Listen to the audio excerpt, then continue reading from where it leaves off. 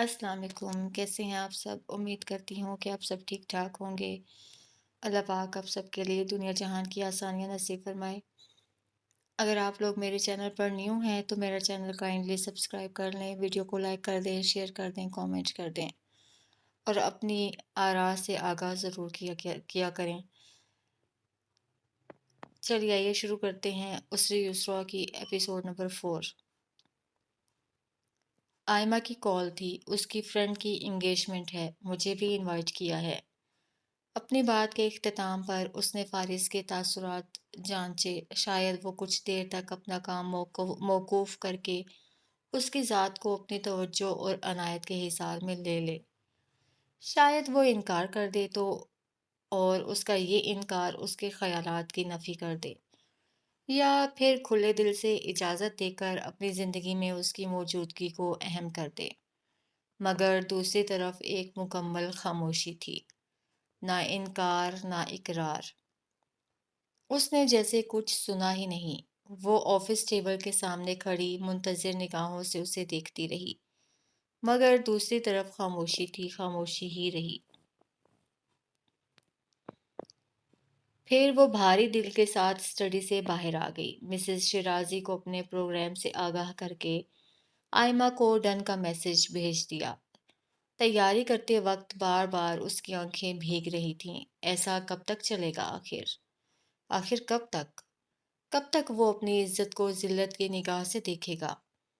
سیاہ اور golden contrast میں نفیس کام والا فینسی ڈریس، جس کے گھیر، بازو اور گلے پر گولڈن کام ہوا تھا، میچنگ جویلری، سیاہ ہیلز، شہد بالوں کی پونی ٹیل بنائی، اطراف میں کچھ لٹوں کو نکالا، خود کو مضبوط کیے، خیالات جھٹلا کر اس نے مکمل تیاری کی۔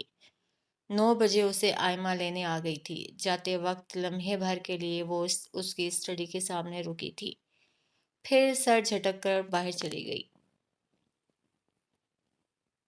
شادی کے بعد وہ پہلی بار کوئی فنکشن اٹینڈ کر رہی تھی۔ یہی وجہ تھی کہ وہ کچھ نروس تھی۔ نہ تو اس طرح کے آزادانہ ماحول کی عادی تھی اور نہ ہی اس طرح کے ملبوسات پہنے تھے جن میں بیشتر خواتین اس کے سامنے گھوم رہی تھیں۔ یہ جگہ، ماحول اور لوگ سب اس کے لیے نئے تھے۔ آئمہ نے اپنی دوستوں سے اس کا تعارف کروایا تو سب کی آنکھوں میں حیرت امڑ آئی۔ تو یہ ہے وہ لڑکی جس سے فارس نے شادی کی ہے؟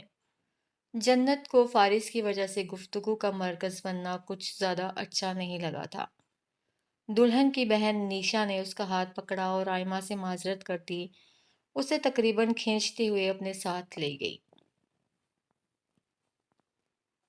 سیڑھیاں چڑھ کر وہ اسے ڈریسنگ روم میں لے آئی تھی، جہاں دیوار گیر آئینے کے سامنے لڑکیوں کا ٹولہ موجود تھا۔ کوئی لائنر لگا رہی تھی تو کسی کو اپنی لپسٹک سے مسئلہ تھا، کسی کو گہرے گلے نے تنگ کر رکھا تھا تو کوئی اپنے بالوں کو نئے سرے سے سیٹ کر رہی تھی۔ Guess what? یہ میرے ساتھ کون ہے؟ نیشا نے کھڑے کھڑے اعلان کیا۔ لڑکیوں کی گردنیں گھومی، سب نے سر تا پیر اس کا جائزہ لیا۔ کچھ نروس ہو کر جنت نے اپنا ہاتھ چھڑا لیا۔ فارس کی بیوی جنت۔ وہاں ایک دم سناٹا چھا گیا۔ جو جہاں کھڑی تھی وہیں کھڑی رہ گئی۔ ان سب کے چہروں پر ایک سے تاثرات تھے، رشک اور حسد کے ملے جلے تاثرات۔ وہ سب کے سب ایلیٹ کلاس سے تعلق رکھتی تھیں۔ ان کا لباس، زیبائش، اطوار سب مختلف تھا۔ جنت کو یکدم اپنا آپ عجیب لگا۔ وہ ان میں مس فٹ تھی۔ اوہ، تو یہ ہے وہ؟ سماعت سے کھنکتی ہوئی خوبصورت آواز ٹکرائی۔ جنت نے بے ساختہ سر اٹھایا۔ وہ اس کے دائیں طرف بالکل سامنے صوفے پر ٹانگ پر ٹانگ جمائے بیٹھی تھی۔ سرخ رنگ کا میکسی نما سلیو لیس لباس، سنہرے براؤن بال ہلکا سا کرل لیے، اطراف میں بکھرے، دمکتی ہوئی سفید رنگت نیلی کانچ سی آنکھیں، متناسب سراپا۔ وہ اتنی خوبصورت اور سٹائلش تھی کہ ایک لمحے کے لیے جنت بھی اس کے چہرے پر سے نگاہ نہ ہٹا سکی۔ وہ اٹھ کھڑی ہوئی، تمسخر اڑاتی نگاہوں سے جنت کا جائزہ لیتی آگے بڑھی۔ تو اس پینڈو سے شادی کی ہے؟ فارس وجدان نے لفظ پینڈو نے ان ماڈرن لڑکیوں کو بڑا محسوس کیا، مسکراہٹ سب کے ہونٹوں پر رینگ گئی، اور لڑکیوں کو تو ایسے ریجیکٹ کرتا تھا جیسے کوئی ہور بیاہ لائے گا۔ دبے دبے کہے چہار سوپ گونج اٹھے، گویا اس تبصرے کو بھی خوب انجوائے کیا گیا۔ جنت کی آنکھوں میں اضطراب آ ٹھہرا، رنگت سرخ پڑ گئی، وہ نروس تھی، گھبراہٹ کا شکار بھی ہو گئی۔ فارس کے حوالے سے آج پہلی بار اس کا اعتماد متزلزل ہوا تھا۔ وہ سر اٹھا کر جواب دینے کے بجائے اپنے آپ میں ہی سمٹ گئی تھی۔ کندھے پر اس کا ہاتھ جو نہ تھا، پہلو میں وہ اس کے ساتھ جو نہ تھا، نہ محبت ہمراہ تھی، نہ عزت کا احساس تھا۔ اعتماد آتا بھی تو کیسے، وہ مقابلہ کرتی بھی تو کیسے؟ فائنلی تمہیں بھی دیکھ لیا، سہج سہج قدم اٹھاتی وہ اس کے سامنے آ کھڑی ہوئی۔ ویسے ابھی بھی یہ سمجھ نہیں آ رہا، فارس وجدان کو تم میں کیا نظر آیا؟ تم بتا دو گی تو ہمیں آسانی ہوگی۔ ایک بار پھر سب ہنسے تھے، اس پر، اس کے لباس پر، اس کی شکل و صورت پر، وہی جو اسے تم سب میں نظر نہیں آیا۔ سب کی ہنسی تھم گئی، دو ٹوک اور کوٹیلے لہجے میں جواب دے کر وہ اسی وقت ان کے چنگل سے نکل کر باہر آ گئی تھی۔ اس دن کے بعد سے اس نے آئمہ ظہیر کے ساتھ کوئی بھی فنکشن اٹینڈ کرنے سے توبہ کر لی تھی۔ وہ فارس کی وجہ سے نظروں میں نہیں رہنا چاہتی تھی، جج نہیں ہونا چاہتی تھی، نہ اپنی شکل و صورت کے اعتبار سے، نہ کلاس اور لباس کے حساب سے۔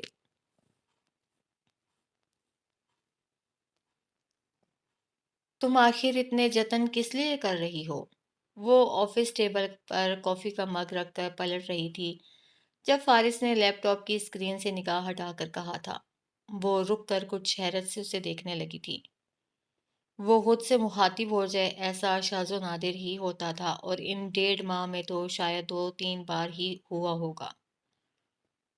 اس رشتے کو قائم رکھنے کے لیے اس نے بلا کسی تمہید کے، بلا کسی کنفیوژن یا گھبراہٹ کے، فارس کی آنکھوں میں دیکھتے ہوئے کہا تھا، کس رشتے کو قائم کرنے کے لیے جسے میں سرے سے تسلیم ہی نہیں کرتا؟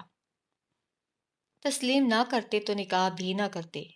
اب کہ وہ مسکرائی، وہ بھی مسکرایا۔ باخدا اس کی مسکراہٹ اگر طنزیہ نہ ہوتی تو کتنی خوبصورت ہوتی۔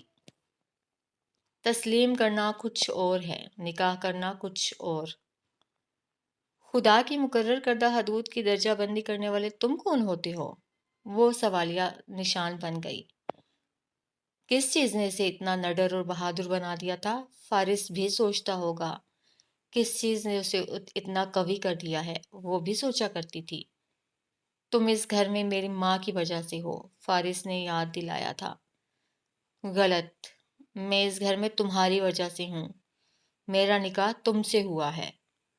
فارس کی آنکھوں میں شعلوں کی لپک دیکھ کر اسے اندازہ ہوا وہ اس کے خراب موڈ کا ٹریگر دبا چکی ہے۔ ممی کو بہو چاہیے تھی، وہ اپنی مرضی اور پسند سے تمہیں یہاں لے بھی آئیں۔ ایک لہجے کو رک کر اس نے سر اٹھایا۔ مجھے لائف پارٹنر چاہیے ہوتا تو میں کم از کم تمہارا انتخاب نہ کرتا۔ کیوں؟ مجھ میں کیا کمی ہے؟ اس نے سوالیہ ابرو اٹھائی۔ میں جواب دینے کا پابند نہیں۔ لیپ ٹاپ بند کر کے وہ فرصت سے اس کی طرف متوجہ ہوا تھا۔ جب تمہیں اچھی طرح سے اندازہ ہو چکا ہے کہ میں اس رشتے میں سیریس ہوں اور نہ ہی کبھی ہو سکتا ہوں، تو پھر یہ سب کس لیے؟ کون بے وقوف تمہیں پٹیاں پڑھا رہا ہے کہ تم اس طرح میرے آگے پیچھے پھرو گی تو مجھے تمہاری عادت ہو جائے گی؟ اس کے بعد میں اس رشتے کو ختم کرنے کا یہ فضول سا آئیڈیا اپنے ذہن سے نکال دوں گا اور ہم دونوں ہنسی خوشی رہنے لگ جائیں گے۔ وہ اس کی ذات کی دھجیاں بکھیر کر تمسخر اڑاتی نگاہوں سے اب اسے دیکھ رہا تھا، اور جنت لبوں پر ہلکا سا تبسم لیے بمشکل ہی اپنے جذبات پر قابو رکھ پائی تھی۔ ویسے تمہاری یہ ادائیں تمہارے پہلے شوہر کے کام نہیں آئیں؟ میرا مطلب ہے تم اس کے ساتھ 5 سال رہی ہو۔ 5 سال کا عرصہ کچھ مذاق نہیں ہوتا۔ اس کے باوجود تمہیں طلاق ہوئی۔ روح پہلے سے گھائل تھی، وجود کے پرخچے اب اڑے تھے۔ وہ حیران تھی، وہ اس کے سامنے اب تک کیسے کھڑی تھی، اپنے قدموں پر، اس استحقاق کے ساتھ؟ کیسے ڈٹی ہوئی تھی، کیسے سن رہی تھی وہ اس کے ذہن میں بھجے ان لفظوں کو جو اندر ہی اندر اسے چھلنی کرتے جا رہے تھے۔ تمہاری ایک مشکل آسان کر دیتا ہوں۔ میز پر کوہنیاں جما کر وہ آگے ہوا۔ جس دن میں تمہیں اس گھر سے باہر کا راستہ دکھاؤں گا، اس دن تمہارے بینک اکاؤنٹ میں اتنی رقم ہوگی کہ تم اگلے 10-15 سالوں تک گھر میں بیٹھ کر بھی اڑاؤ گی تو ختم نہیں ہوگی۔ سو یہ سوچنا چھوڑ دو کہ طلاق کے بعد تمہارا کیا بنے گا۔ دولت ملے گی تو تم بھول جاؤ گی برہان کون تھا، فارس کون ہے۔ لفظ تھے یا برچھی اسے کاٹ کر گزر گئے تھے۔ اس کے لب کپ کپا اٹھے، آنکھیں بے اختیار نم ہو گئیں، مگر اس نے فارس سے مزید کچھ نہ کہا تھا۔ بے حد خاموشی سے جانے کے لیے اٹھ گئی تھی۔ ایک آسودہ سی مسکراہٹ فارس وجدان کے لبوں پر آ کر ٹھہر گئی۔ یہ احساس ہی تسلی بخش تھا کہ جو لڑکی اس کا سکون برباد کرنے کی کوشش کر رہی تھی، وہ اسے بے سکون کرنے میں کامیاب ہو گیا ہے۔ مگر یہ سکون بھی اس کی خوشیوں کی طرح وقتی ہی تھا کہ اگلے روز جب وہ جاگنگ کے لیے اپنے گارڈ کی میت میں گھر سے نکلا تھا تو حشاش بشاش چہرے کے ساتھ وہ بھی اس کے پیچھے پیچھے آ رہی تھی۔ فارس نے مڑ کر اسے تب دیکھا جب گارڈ نے توجہ اس کی طرف دلوائی تھی۔ سر، آپ کی مسز۔ سیاہ ٹراؤزر پر سفید کاٹن کی قمیض پر گلابی رنگ کا لمبا سا سویٹر زیب تن کیے، گلے میں دوپٹے کو مفلر کی طرح بل دے کر ڈالے، بالوں کی اونچی پونے ٹیل بنائے، وہ چمکتی ہوئی روشن آنکھوں کے ساتھ اس کے پاس آ کر مسکرائی۔ Good morning. What nonsense, اس نے دبی آواز میں جھاڑا۔ حیران کر دیا نا میں نے تمہیں؟ کہتے ہیں انسان ناراض بھی صرف ان سے ہوتا ہے جن سے کوئی تعلق ہو۔ بھلا میں کیوں تمہاری باتوں کو مائنڈ کرنے لگی؟ وہ لب بھینچے سختی سے اس کی طرف دیکھتا رہا۔ گزشتہ شب کی تلخ کلامی کے بعد بھی اس لڑکی میں اتنی سکت تھی کہ وہ اگلے روز ہی یوں مخاطب ہوگی جیسے کچھ ہوا ہی نہیں۔ وہ تو یہ توقع کیے ہوئے تھا کہ اگلے چند دنوں تک تو وہ بات بھی نہیں کرے گی، اور یہاں نفرت بھی ایک تعلق ہوتا ہے۔ نظر انداز کرنے کے لیے کسی کو محسوس کرنا ضروری ہے۔ میں حیران ہوں تم پچھلے 1.5 ماہ سے مجھے نظر انداز کر رہے ہو۔ یعنی تم پچھلے 1.5 ماہ سے مجھے محسوس کر رہے ہو۔ کسی روز تمہیں تمہاری یہ خوش فہمیاں لے ڈوبیں گی، اس نے دانت پیس کر کہا۔ میں بہت اچھی تیراک ہوں فارس۔ بہترین تیراک بھی شارک کی خوراک بن جایا کرتے ہیں، شاید اس لیے کہ وہ بر وقت ساحل پر نہیں پہنچ پاتے۔ تم پہنچ جاؤ گی ساحل پر؟ ساحل پر ہی تو کھڑی ہوں میں۔ ماتھے پر تیوری چڑھائے وہ جاگنگ ٹریک پر تیز تیز قدم اٹھانے لگا۔ کیا تمہیں اس بات کی فکر ہے کہیں مجھے میری خوش فہمیاں نہ لے ڈوبیں؟ وہ بھی اس کے پیچھے آنے لگی۔ تمہاری فکر اور مجھے ہوگی؟ سوالیہ ابرو اٹھا کر اس نے جن نگاہوں سے جنت کو دیکھا وہ کڑ کر رہ گئی۔ ویسے سیلف رسپیکٹ کیا اپنے ایکس ہسبینڈ کے گھر بیچ کھائی ہے تم نے؟ فارس کے قدموں کے ساتھ قدم ملاتی، اپنا تنفس قابو میں کرتی، جنت کے قدموں کی حرکت مدھم پڑ گئی۔ نہ چاہتے ہوئے بھی وہ رک گئی تھی۔ وہ بھی رک گیا تھا محض ایک لمحے کے لیے۔ تمہیں عجیب نہیں لگتا؟ مجھے بہت عجیب لگتا ہے، اس طرح اپنی سیلف رسپیکٹ کی بھینٹ چڑھا کر میری توجہ حاصل کرنے کے لیے میرے آگے پیچھے پھرنا۔ تمسخر اڑاتا ہوا نرم لہجہ تھا اس کا، مگر جنت کے گال پر جیسے کسی نے تمانچہ دے مارا تھا۔ وہ ہل کر رہ گئی تھی۔ جن کی کشتیاں جلا دی جائیں انہیں زیادہ تحمل، زیادہ صبر کا مظاہرہ کرنا ہوتا ہے۔ مدھم سی سرسراہٹیں پیدا کرتی خنک ہوائیں اس کے وجود پر کپ کپی سی طاری کر گئیں۔ فارس بہت آگے نکل چکا تھا، اس نے ایک بار بھی مڑ کر جنت کی طرف دیکھنے کی کوشش نہیں کی تھی۔ جاگنگ کے بعد اس نے شاور لیا تھا اور کپڑے بدل کر جب نیچے آیا تو جنت کمال گلاس وال کے اس پار اسے مالی سے الجھتی اور پھولوں کو توڑتی نظر آئی تھی۔ اس کی آنکھوں میں ناگواری ابھر آئی۔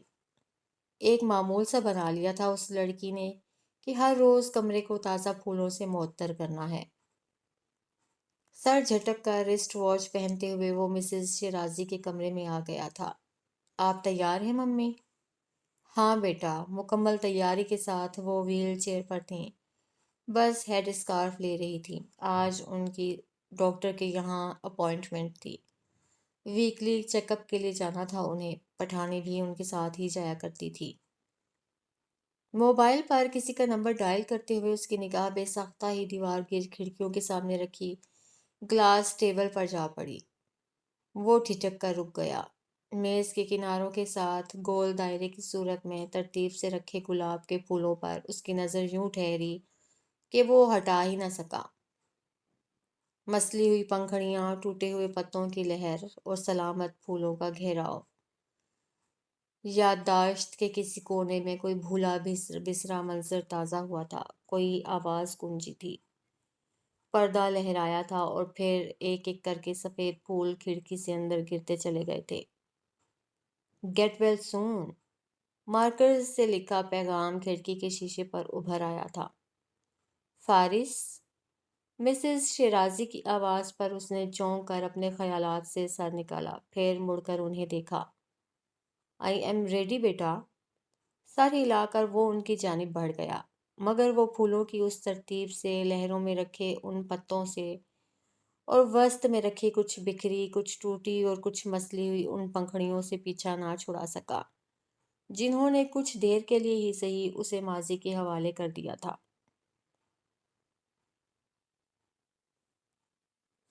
ہماری اس کاغذی شادی کو پورے 2 ماہ ہونے کو ہیں۔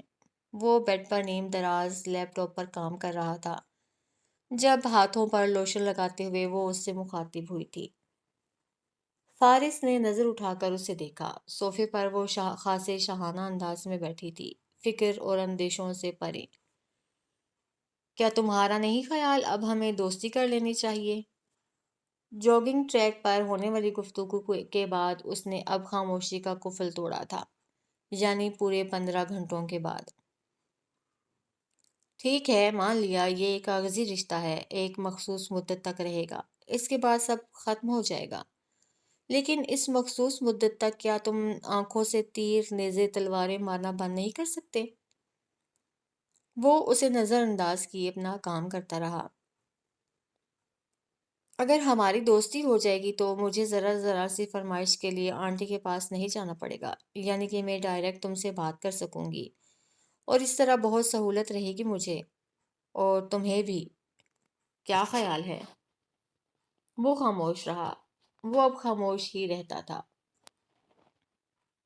ویسے فارس، کیا تم جانتے ہو ان لڑکیوں کی کہانیوں میں کیا ہوتا ہے جن کے شوہر حضرات تمہارے جیسا رویہ رکھتے ہیں؟ کچھ دیر تک خاموش رہ کر کچھ سوچ کر اس نے استفسار کیا تھا۔ وہ نہیں جانتا تھا اور نہ ہی جاننا چاہتا تھا۔ جنت جانتی تھی اور اسے بھی بتانا چاہتی تھی۔ یعنی کہ شادی کی پہلی رات نئی نویلی دلہن کو کمرے سے باہر نکال دینا، پھر اسے دھمکانا، اس پر روب جمانا اور اپنے معاملات سے دور رہنے کی سختی سے تلقین کرنا، اور یہ بھی باور کروانا کہ شادی سراسر مرضی کے خلاف کی گئی ہے یا پھر انتقام لینے کے لیے شادی کرنا پڑی ہے، وغیرہ وغیرہ۔ پہلے مجھے لگتا تھا ایسا صرف کہانیوں میں ہوتا ہے، اب مجھے لگتا ہے حقیقی زندگی میں بھی ایسا ہو سکتا ہے۔ ایک لمحے کو رک کر اس نے کچھ سوچا، پھر اپنے ٹریک پر واپس آ گئی۔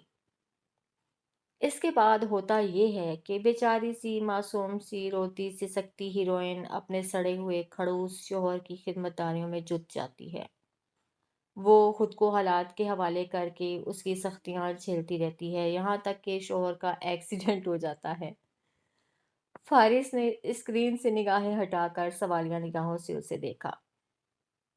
اوہ شکر، وہ سن رہا ہے۔ لبوں پر ابھرتی مسکراہٹ کو جنت نے بمشکل روکا۔ ہلکا پھلکا سا ایکسیڈنٹ ہوتا ہے فارس، کچھ زیادہ سیریس نہیں۔ انداز تسلی دینے والا تھا۔ شوہر چند ایک ہڈیاں توڑوا کر بستر سے لگ جاتا ہے۔ اس کے دوست احباب، سوکھی سڑی گرل فرینڈز وغیرہ وغیرہ وغیرہ سب اسے چھوڑ دیتی ہیں مگر ظلموں کی ماری وہ دکھی بیچاری اور معصوم سی ہیروئن اسے نہیں چھوڑتی۔ آخر وہ اس کا شوہر ہے بھائی، کوئی مذاق تھوڑی ہے۔ حالانکہ ہیروئن کو چاہیے وہ اس بندے کی چند ہڈیاں مزید توڑ دے۔ کچھ اور نہ صحیح ایک عدد تھپڑ ہی جڑ دے، مگر نہیں، خیر یہ ہمارا مسئلہ نہیں۔ اب ہماری ہیروئن کرتی یہ ہے کہ اس کی خدمت میں لگ جاتی ہے، اس کا خیال رکھتی ہے، اپنے ہاتھوں سے کھانا کھلاتی ہے۔ شوہر اس کا ظرف دیکھ کر شرمندہ ہو جاتا ہے، پچھتاووں میں گر جاتا ہے، افسوس کرتا رہتا ہے کہ اتنی اچھی لڑکی کی وہ اتنا عرصہ بے قدری کرتا رہا، اسے رلاتا رہا۔ اس نے رک کر فارس کو دیکھا۔ وہ اب اسے نہیں دیکھ رہا تھا، کی بورڈ پر اس کی انگلیاں تیزی سے متحرک تھیں۔ پچھتاوا انسیت کو جگہ دیتا ہے، انسیت رحم دل بنا دیتی ہے، اور شاید رحم سے ہی محبت جنم لیتی ہے۔ پھر وہ اپنے رویے کی معافی مانگتا ہے، اور ہماری پیاری دکھی معصوم اور نرم دل فرشتہ صفت ہیروئن اسے فوراً سے معاف کر دیتی ہے، اور دونوں ہنسی خوشی رہنے لگتے ہیں۔ فارس نے لیپ ٹاپ زور سے بند کر دیا، اس کا غارت شدہ موڈ مزید غارت ہو چکا تھا۔ غالباً اسے ہیپی اینڈنگ نہیں طلاق چاہیے تھی۔ اب مجھے سمجھ میں نہیں آ رہا کہ تمہارا دل اور ارادوں کو بدلنے کے لیے مجھے کیا کرنا چاہیے۔ ان ہیروئنز کی طرح تمہاری چند ایک ہڈیاں ٹوٹنے کا انتظار کرنا چاہیے، یا پھر مجھے اپنی زندگی کی کہانی کو کسی اور رخ ڈال دینا چاہیے؟ کیونکہ یہ تو کنفرم ہے خدمت داریوں سے تمہارا دل پگھلنے والا نہیں۔ سو اس نے پرسوچ نگاہوں سے فارس کو دیکھا۔ تم کیا مشورہ دو گے؟ مجھے کیا کرنا چاہیے؟ خاصی سوچ بچار کے بعد اس نے پوچھا تھا۔ زہر کھا کر مر جانا چاہیے، ہے نا؟ میں نے بھی یہی سوچا تھا کہ شاید اس طرح تمہارے ارادوں پر کوئی فرق آئے، مگر اس طرح ہوگا یہ کہ تمہاری دلی مراد پوری ہو جائے گی اور میں خالی خولی قبر میں اتر جاؤں گی۔ جبکہ مجھے اپنی لائف سٹوری میں کچھ مختلف چاہیے، کچھ ایسا جس سے ہم دونوں کی خواہش پوری ہو جائے۔ یعنی تم مجھے چھوڑنا چاہتے ہو اور میں تمہارے ساتھ رہنا چاہتی ہوں، دونوں کی خواہش ایک ہی وقت میں ایک ساتھ پوری ہو جائے۔ فارس نے اچنبھے سے اس لڑکی کو دیکھا، ہوش و حواس میں تو تھی وہ۔ بھلا ایک ہی وقت میں دونوں کی متضاد خواہشات کیسے پوری ہو سکتی تھیں؟ بتاؤ بھی۔ مر جاؤ، اس کی برداشت اب ختم ہو رہی تھی۔ پھر بدروح بن کر تمہارے آگے پیچھے پھروں، یہی؟ وہ پرجوش سی ہوئی۔ اب اگر تمہاری آواز دوبارہ آئی تو میں تمہیں کمرے سے نکال دوں گا۔ اسے وارننگ دے کر وہ لحاف تانے سونے کے لیے لیٹ گیا تھا۔ جانور کے ساتھ بھی انسان کچھ وقت بتائے تو اس سے انسیت ہو جاتی ہے۔ میں تو پھر انسان ہوں، میرے ساتھ رہ کر تمہارا دل بھی نرم ہو جائے گا۔ بھول ہے تمہاری، بھول میری نہیں تمہاری ہے فارس وجدان۔ اس نے اٹھ کر لائٹس آف کر دی، مگر جب صوفے پر بیٹھی تو کسی خیال کے تحت اس کی آنکھیں چمک رہی تھیں۔ وہ آنے والے کل کو سوچ رہی تھی، اور کل اس نے کیا کرنا تھا وہ پروگرام ترتیب دے چکی تھی۔ اگلے دن ٹھیک 11 بجے وہ شیرازی انٹرپرائزز میں اس کے آفس کے باہر کھڑی تھی۔ شاندار عمارت کی 12ویں منزل تک پہنچنے سے پہلے وہ مختلف فلورز پر مختلف اسٹاف ممبرز سے اپنا تعارف کرواتی ہوئی آئی تھی۔ وہ جنت بنت کمال تھی، شیرازی انٹرپرائزز کے نوجوان چیئرمین اور CEO کی زوجہ محترمہ۔ جو بھی اس سے ملا حیران ہو کر ملا، خاص کر خواتین اسٹاف تو کچھ زیادہ ہی صدمے میں تھی۔ آپ نے فارس کو بتایا تو نہیں کہ میں یہاں آئی ہوں؟ اس نے صدیقی صاحب سے کہا تھا۔ نہیں، فی الحال انہیں علم نہیں، اس وقت وہ میٹنگ میں مصروف ہیں۔ فنانس مینیجر صدیقی صاحب اسے جانتے تھے، انہوں نے نکاح اور ولیمہ میں شرکت کی تھی، اس وقت بھی وہی اس کے ہمراہ تھے۔ اچھی بات ہے، میں انہیں سرپرائز دینا چاہتی ہوں۔ صدیقی صاحب بدقت مسکرائے، جانتے تھے ان کے باس کو سرپرائز کتنے برے لگتے تھے۔ چوتھے فلور پر وہ یوں ہی ٹہلنے لگی۔ اس نے صدیقی صاحب سے بھی کہہ دیا کہ وہ فارس کے آفس تک خود ہی چلی جائے گی۔ دیوار گیر کھڑکیوں سے شہر کا خوبصورت نظارہ کرتی وہ آگے بڑھتی گئی۔ 15-20 منٹ تک ٹہلتی رہی، اور جب صدیقی صاحب کی طرف سے اسے میٹنگ ختم ہونے کا میسج ملا تو وہ چند لڑکیوں کے ساتھ لفٹ پر سوار ہو گئی۔ سنا ہے فارس وجدان کی مسز آئی ہوئی ہیں۔ میں نے بھی یہی سنا ہے۔ کمپنی کی فیمیل اسٹاف کے ساتھ ہمارے باس اتنے روڈ ہیں، خدا جانے بیوی کے ساتھ کیسا رویہ ہوگا۔ بیوی پر تو جان چھڑکتے ہوں گے، دوسری نے لقمہ دیا۔ اس کی عقب میں کھڑی جنت بے ساختہ ہنسی۔ تینوں نے مڑ کر اسے دیکھا۔ غلطی کا احساس ہوتے ہی وہ مصروفیت بھرے انداز میں موبائل اسکرین پر جھک گئی۔ کچھ ہی دیر میں وہ 12ویں منزل پر فارس وجدان کے آفس کے سامنے کھڑی تھی۔ سیکرٹری نے فون پر اطلاع پہنچا دی تھی اور اس کی توقع کے برعکس اسے فوراً ہی طلب کر لیا گیا تھا۔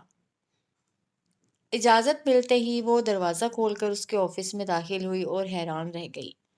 سفید رنگ کی تھیم میں سجا اس کا آفس انتہائی شاندار تھا، مگر آفس سے بھی شاندار تو اس کا شوہر کا غصہ تھا۔ شرٹس کی آستین کوہنیوں تک موڑے، پیشانی پر ڈھیر سارے بال ڈالے، وہ غصے میں تھا۔ آنکھوں میں سرخی تھی، جبڑے بھینچے ہوئے تھے، تاثرات پتھر کی طرح سخت پتھریلے سے۔ تم کیا کر رہی ہو یہاں؟ سر پر پہنچ کر وہ دبی آواز میں دھاڑا تھا۔ اپنے کاغذی شوہر کا آفس دیکھنے آئی تھی، اس میں کوئی گناہ ہے کیا؟ فارس کو جواب دے کر اس نے اشتیاق کے عالم میں چاروں اور نگاہ دوڑائی۔ فارس نے مٹھیاں بھینچ لیں۔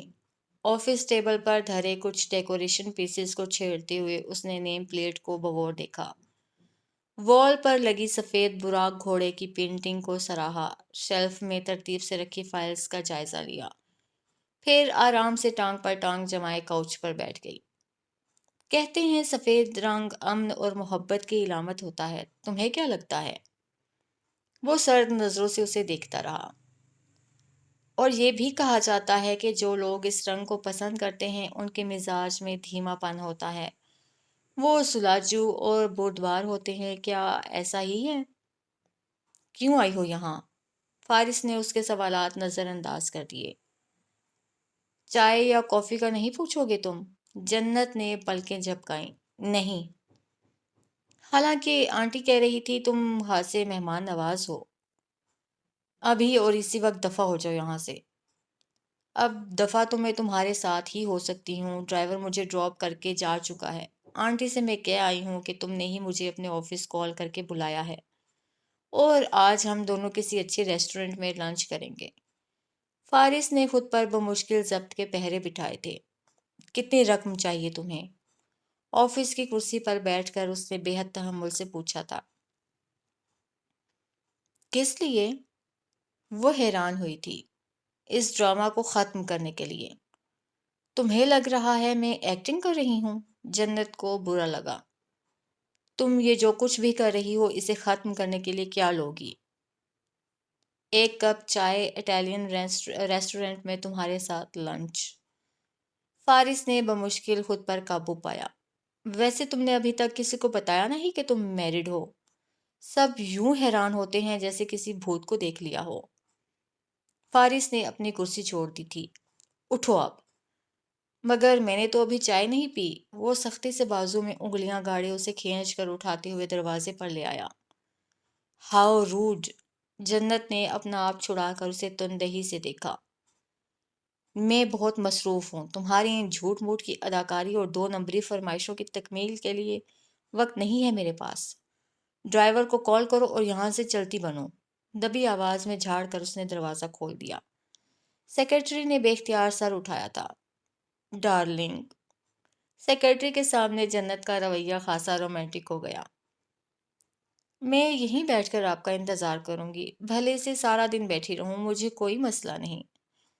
اور فارس کا بس نہیں چل رہا تھا، وہ اس لڑکی کو شیرازی انٹرپرائزز کی 12ویں منزل سے نیچے پھینک دے۔ لب بھینچ کر اس نے آفس کا دروازہ بند کر دیا تھا، کچھ زیادہ ہی قوت سے۔ میں دیکھتی ہوں کب تک مجھے باہر بٹھاتا ہے۔ سینے پر بازو باندھے وہ سیکرٹری کے آفس میں بیٹھ گئی تھی۔ اب سیکرٹری اور وہ دونوں ہی ایک دوسرے کا جائزہ لے رہی تھیں۔ اور تبھی کال موصول ہوئی تھی۔ کچھ سن کر سیکرٹری نے فارس وجدان سے رابطہ کیا تھا۔ سر، شاہ گروپ کے لائر برہان لغاری کی کال آئی ہے۔ 1 گھنٹے بعد آپ کی ان کے ساتھ میٹنگ ہے۔ جنت کے چہرے کے تاثرات بدل گئے، اس کی سوچ، اس کے خیال جامد ہوئے۔ وہ یہاں کیوں کس لیے آئی ہے، سب بھول بھال گئی۔ حلق میں ابھرتی گلٹی کو بمشکل نیچے اتارتے ہوئے اس نے گال پر پھسلتی لٹ کو کان کے پیچھے اڑسا۔ سیکنڈ کے 1000ویں حصے میں اس کا سکون بدرہم برہم ہوا تھا۔ میم، آپ چائے لیں گی یا کافی؟ سیکرٹری اب اس سے پوچھ رہی تھی۔ شدت سے دھڑکتے دل کے ساتھ اس نے اسے دیکھا اور اٹھ کھڑی ہوئی۔ کچھ نہیں۔ وہ جو شام تک فارس کے آفس میں بیٹھنے کے ارادے سے آئی تھی، بیگ کی اسٹرپس پر ہاتھ جمائے اسی وقت وہاں سے چلی گئی تھی۔ وہ نام جسے وہ لبوں پر لانے سے گھبراتی تھی، جب سماعت میں پڑا تھا تو کتنی وحشت ہوئی تھی اسے، اور یہی وحشت آج پھر اس کی نیند حرام کرنے میں کامیاب ہو گئی تھی۔ اول تو اسے نیند آ ہی نہیں رہی تھی، اور جب آئی تو حقیقت نے خواب کا روپ دھار کر اسے فوراً سے جگا دیا تھا۔ پسینے سے شرابور وجود کے ساتھ وہ سر تھامے کتنی ہی دیر تک بیٹھی رہی تھی۔ ایسا نہیں تھا کہ وہ خوابوں سے پیچھا چھڑانے میں کامیاب ہو گئی تھی، مگر جب سے اس نے فارس کے معاملات میں دلچسپی لینا شروع کی تھی تب سے خواب کسی حد تک کم ہو گئے تھے۔ مگر آج پھر ہتھیلی کی پشت سے آنسو صاف کرتے ہوئے اس نے بے ساختہ سر اٹھا کر فارس کو دیکھا تھا۔ صد شکر کہ وہ گہری نیند میں تھا، صد شکر کہ وہ اس کی وجہ سے بے آرام نہیں ہوا تھا۔ گہری سانس لے کر خود کو کمپوز کر کے وہ نیچے آ گئی تھی۔ پورے گھر میں خاموشی کا راج تھا۔ لائٹس آن کر کے وہ نماز والے کمرے میں داخل ہوئی تھی۔ زرکار روشنیوں میں کمرہ خاموشی میں ڈوبا تھا۔ آواز اس کے پھولے سانس کی تھی یا اس دھڑکن کی جو اس کے کان میں گونجتی ہوئی محسوس ہو رہی تھی۔ دن بھر خود کو مضبوط ظاہر کر کے تنہائی میں وہ ہر نقاب چہرے سے اتار دیا کرتی تھی۔ جو وقت اس آیت کے ساتھ گزرتا تھا وہ حقیقتاً اسے اندر اور باہر سے ایک ہی کر دیتا تھا۔ وہ اب ذہن کو ماضی سے بھٹکانے کے لیے اپنا فوکس اس آیت پر جما رہی تھی اور غور کر رہی تھی ان سوالوں پر جو اس کے اندر سر اٹھا رہے تھے۔ پچھلے 1 ماہ سے اس کی یہی روٹین تھی۔ پچھلے 1 ماہ سے وہ اپنے اندر بڑھتے ہوئے اس شور سے پیچھا چھڑانے کے لیے یہی کر رہی تھی۔ پہلے وہ نصیب، قسمت، زندگی، مصائب، آزمائش اور محرومیوں کی بھول بھلیوں میں گم رہا کرتی تھی۔ اب سکون کی تلاش میں وہ خود کو ان نشانیوں کے سپرد کرنے لگی جو کچھ دیر کے لیے ہی صحیح اسے دکھ و آلام کا دوسرا رخ دکھانے لگتے تھے۔ وہ راز جو حروف میں چھپا تھا وہ ابھی اس پر عیاں نہیں ہوا تھا۔ وہ معنی جو سمندر کی طرح گہرے تھے ان میں وہ غرق نہ ہوئی تھی۔ سب کچھ مبہم تھا، غیر واضح، چھپا ہوا، مگر اس رات ایک سوال اس پر عیاں ہوا تھا، بغیر جواب کے بھی۔ وہ دن کے اجالے کی طرح یوں واضح ہوا تھا کہ کتنی ہی دیر تک وہ اپنی جگہ بیٹھی رہ گئی تھی۔ سوال تمہیں اس آیت تک لائے گا جنت، سوال ہی تمہیں اس کے معنی سمجھائے گا۔ الف پر نظریں جمائے وہ اپنی جگہ سے اٹھ کھڑی ہوئی تھی۔ آزمائش کی وادیوں میں بھٹکتے ہر انسان کو اس آیت پر غور کرنا چاہیے۔ ہر مریض کو، ہر سقیم کو، ہر علیل کو، ہر اسیم کو۔ مسز شیرازی کی آواز جیسے پلٹ کر آنے لگی۔ اس آیت کا صرف وہ مطلب نہیں ہے جو ہم اکثر پڑھتے یا سمجھتے ہیں، اس کا ایک اور مطلب اس کے حروف میں کہیں چھپا ہے۔ اور وہ حروف پر نظر جمائے کھڑی رہ گئی تھی۔ بے شک ہر مشکل کے ساتھ آسانی ہے۔ کمرے کی دیوار گیر کھڑکیوں پر سے پردے ہٹا کر اس نے مسز شیرازی کو دیکھا جو سامنے ہی ویل چیئر پر براجمان کوئی کتاب ہاتھ میں لیے بیٹھی تھیں۔ سر اٹھائے اب وہ جنت کو دیکھنے لگی جو سنگل صوفہ پر ان کے سامنے بیٹھ گئی تھی۔ میں نے کل بہت سوچا اس بارے میں، وہ کپ میں چائے انڈیلنے لگی، اور کل رات ہی میرے ذہن میں خیال آیا۔ حالانکہ میں نے اس آیت کو بارہا سنا ہے، بارہا پڑھا ہے، اور اس کے ذریعے اپنے ناتواں دل کو بارہا تسلی بھی دی ہے، مگر میں کل پہلی بار اس پر حیران ہوئی ہوں۔ اس نے چائے کا کپ مسز شیرازی کو پیش کیا تھا۔ وہ بہت توجہ اور یکسوئی سے سنتے ہوئے اس کی آنکھوں میں دیکھ رہی تھیں۔ جنت کہاں تک پہنچ گئی ہے شاید وہ بھی جاننا چاہتی تھیں۔ آیت میں مشکل کے لیے لفظ عسر استعمال ہوا ہے، جس کا مطلب ہے ایک مشکل۔ اس حساب سے دیکھا جائے تو آسانی کے لیے بھی یہاں لفظ یسر استعمال ہونا چاہیے تھا، مگر اللہ نے لفظ یسرا استعمال کیا ہے الف کے ساتھ۔ اب وہ اپنے کپ میں چائے نکال رہی تھی۔ پہلے مجھے لگا کہ شاید یسرا یسر کی ہی جمع ہوگی، مگر جب میں نے اس کے جمع مفردات وغیرہ دیکھے تو معلوم ہوا یہ وہ بھی نہیں ہے۔ یسر ایک آسانی، یسرین دو آسانیاں، ایثار دو سے زائد آسانیاں، تو پھر یسرا کیا ہے؟ اس نے بھی سر اٹھا کر مسز شیرازی کو دیکھا۔ یہ میرا پہلا سوال ہے، اگلی بار میں اس سوال کا جواب دوں گی آپ کو۔ آپ کے وہ بھی مسکرائی۔ مسز شیرازی نے محبت سے اس کے گالوں پر ہاتھ رکھا۔ مجھے لگا شاید تم کافی وقت لوگی۔ مجھے بھی یہی لگا تھا، مگر کل رات جب میں بار بار اسے پڑھ رہی تھی، بار بار اسے کھوج رہی تھی، تو اس وقت مجھے احساس ہوا آیات کے مفہوم بھی جیسے پرتوں میں چھپے ہوتے ہیں۔ گہرا مطلب سمجھنے کے لیے گہرائی میں اترنا پڑتا ہے۔ آپ نے ٹھیک کہا تھا، تدبر پانے کے لیے آیات کو ان کا وقت دینا پڑتا ہے۔ مجھے یقین ہے تم اس کا جواب بھی پالو گی۔ ہاں، میں ایسا ضرور کر لوں گی، مگر آپ سے ایک شرط پر ہی شیئر کروں گی۔ اور وہ شرط کیا ہے؟ انہوں نے دلچسپی سے پوچھا۔ کچھ سوچ کر اس نے مسز شیرازی کی جانب دیکھا۔ نچلا لب دانتوں تلے رگڑتے ہوئے گہرا سانس لے کر خود کو جیسے آنے والے لمحے کے لیے تیار کیا، کچھ ہمت مجتمع کی۔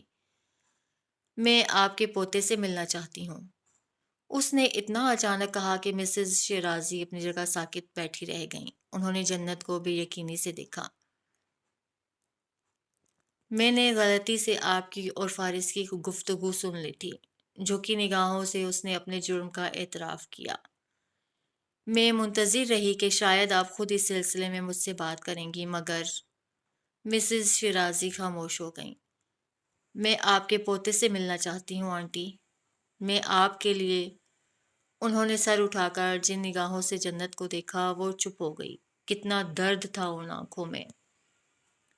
فارس کو برا لگے گا، وہ تم سے ناراض ہو جائے گا۔ اور جنت انہیں بتا نہ سکی کہ فارس تو روز اول سے خفا ہے۔ میں اسے خبر نہیں ہونے دوں گی، اس نے یقین دہانی کرائی۔ اسے پھر بھی خبر ہو جائے گی، وہ یہ بات برداشت نہیں کر پائے گا کہ اس کی بیوی حماد کے بیٹے سے ملے۔ ایسا کچھ نہیں ہوگا، آپ فکر نہ کریں، میں سب سنبھال لوں گی۔ آپ مجھے ایڈریس بتائیں، میں خود۔ نہیں جنت، میرے بچے نہیں۔ انہوں نے اسے ٹوک دیا۔ جانے دو اسے۔ وہ جیسے اس ٹاپک پر مزید کوئی بات نہیں کرنا چاہتی تھیں، کوئی وضاحت نہیں دینا چاہتی تھیں، کچھ بتانا بھی نہیں چاہتی تھیں۔ ایک حقائق ان کی بھی تو تھی، فارس کی بھی، اس کے بھائی اور بچے کی بھی۔ آنٹی، فارس کو بہت برا لگے گا، تمہیں اپنے شوہر کے احساسات کا خیال ہونا چاہیے۔ جنت انہیں ہمدردی سے دیکھ کر رہ گئی۔ آخر کوئی انسان اپنے یتیم بھتیجے کے لیے اتنا سنگ دل کیسے ہو سکتا ہے؟ نہیں، وہ سنگ دل نہیں ہے، اسے سنگ دل مت کہو۔ مسز شیرازی نے جیسے اس کی سوچ پڑھ لی تھی۔ جنت حیرت سے انہیں دیکھ کر رہ گئی۔ بہت حساس تھا وہ۔ جب پتھر ہوا تو پوری طرح سے ہوا، بے حس ہوا تو ہر کسی کے لیے ہوا۔ اسے الزام مت دو جنت، میں بھی نہیں دیتی۔ انہوں نے چہرے کا رخ موڑ لیا تھا۔ جنت اپنی جگہ سن بیٹھی رہ گئی تھی۔ میں بلی پالنے کا سوچ رہی ہوں۔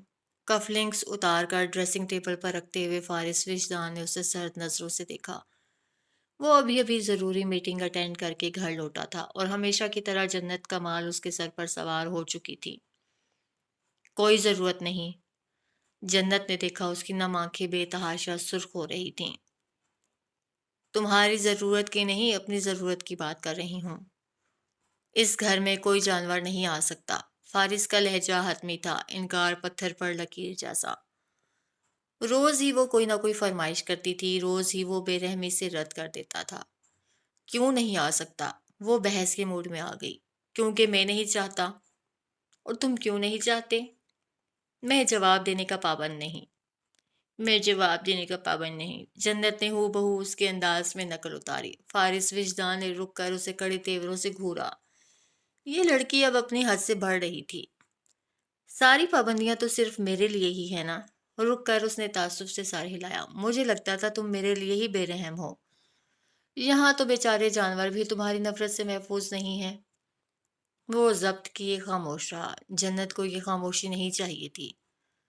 تو اب میں یہ سمجھوں کہ تم بھی ان 10% لوگوں میں شامل ہو جنہیں بلیاں اچھی نہیں لگتیں؟